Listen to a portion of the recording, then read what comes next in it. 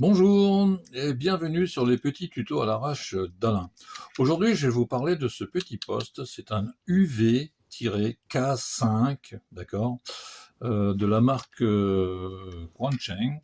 Vous allez le trouver sur les sites spécialisés, hein, chez nos amis les petits chinois, sous d'autres marques, mais ça reste toujours un UV-K5.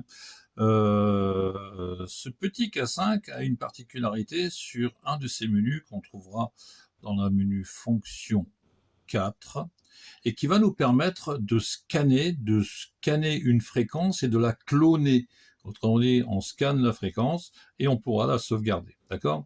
Comment faire pour que ça fonctionne? Bien sûr, il faut que vous ayez un TX prêt avec les fréquences déjà en place, bien sûr. Et on veut donc cloner, on va cloner deux fréquences, une avec un CTCSS et une avec un DCS de ce Baofeng GT3TP sur le UV-K5. D'accord? Alors, pour ce faire, bien sûr, il faut allumer le TX. Voilà. Une fois que c'est fait, on va appuyer sur la touche fonction et la fonction 4. D'accord? Alors, fonction 4, et on va arriver sur ce menu-là. Alors attention, vous voyez que le scan a déjà commencé. C'est pour ça que je vous disais qu'il fallait être prêt, parce que ça ne reste à l'écran qu'un certain temps. Et lorsque vous dépassez le temps imparti, vous allez voir que le scan va se mettre en fail. D'accord?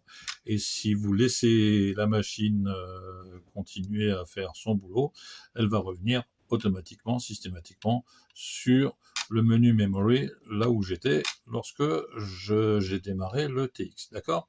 Alors, on va le faire un tout petit peu plus rapide. Donc, on fait fonction 4.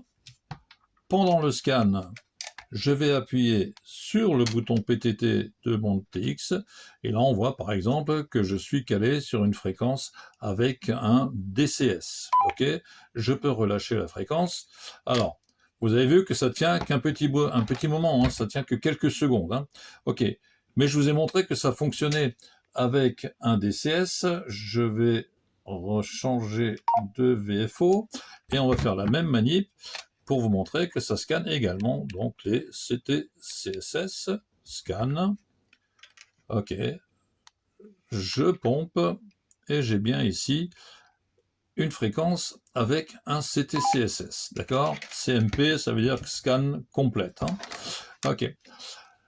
Mais vous avez vu que ça tient que quelques secondes, d'accord? Donc ça permet de relever éventuellement la fréquence et le CTCSS, mais si vous avez fait particulièrement attention à la fréquence qui était programmée en haut, elle est légèrement décalée. Alors, j'ai pas encore trouvé pourquoi c'est décalé et comment régler le problème. C'est quelque chose que je vais rechercher un petit peu plus tard. J'avais juste envie de faire ce petit tuto à l'arrache parce que j'étais en train de manipuler la fonction. Et donc, comme c'est clair pour moi, j'en ai fait vite une petite vidéo. Donc, on va refaire la même chose. Et je vais vous montrer comment sauvegarder. D'accord? Alors, on y retourne. Je vais refaire fonction 4. Je scanne la fréquence. OK. Et dès qu'elle affiche, vous appuyez directement sur M pour mémoire. Et là, on voit qu'il me propose de sauvegarder sur le canal 16 au départ, d'accord? C'est pas le canal qui me convient. Je vais revenir un petit peu en arrière pour aller dans les 100.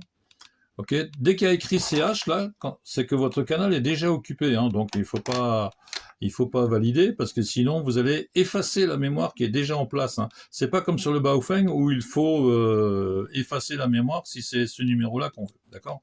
Alors je vais aller en 190, c'est pas là. Je programme en 190, je mémorise. Est-ce que je veux vraiment mémoriser à cet endroit-là? Je mémorise. Le scan, il est complet, d'accord? Et on va voir en attendant un tout petit peu, ou alors en faisant exit, hein, si c'est trop long, que mon scan, que sur la mémoire 190, j'ai enregistré, sur mon canal mémoire 190, j'ai enregistré un channel qui, sur le coup, s'appelle 190, puisqu'on ne peut pas donner de nom à partir de l'ETX. Si vous voulez donner un nom, il va falloir le programmer à partir de l'ordinateur, mais vous aurez au moins cloné la fréquence. Bon. Alors, c'est pratique quand vous êtes sur le terrain, qu'il y a du monde, il dit tiens, prends cette fréquence-là, vous prenez la fréquence-là, vous la sauvegardez rapidement, et sur le terrain, c'est bon, voilà. Quand vous êtes chez vous à la maison, ça n'a aucun intérêt, puisque si vous voulez changer le nom, de toute façon, vous allez mettre le programme pour changer le nom. Donc, autant le programmer tout de suite. Mais, voilà. Ça le fait, ça le fait. Ok. Allez, je vais reprendre la même chose avec le DCS. Ok.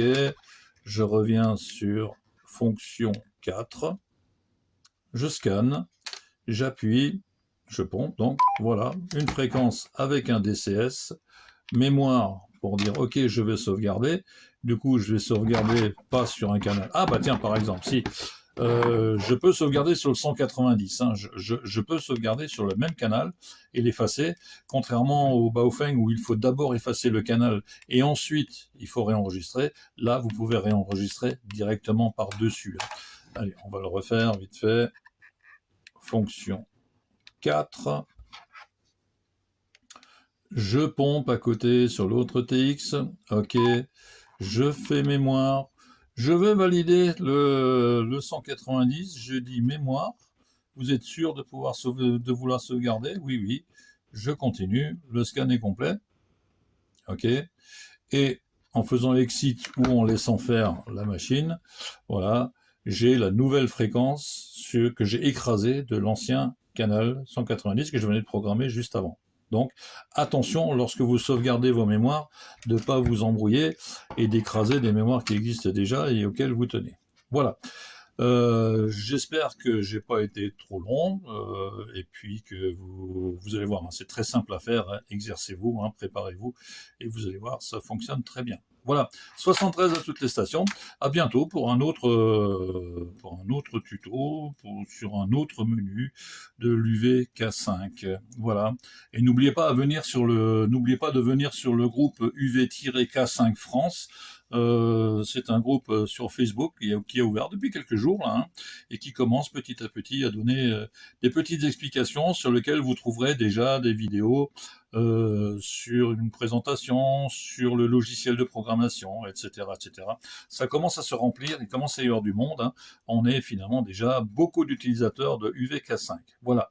À très bientôt, soit sur les tutos, soit sur le Facebook, hein, UV-K5. Voilà, on vous attend. À bientôt.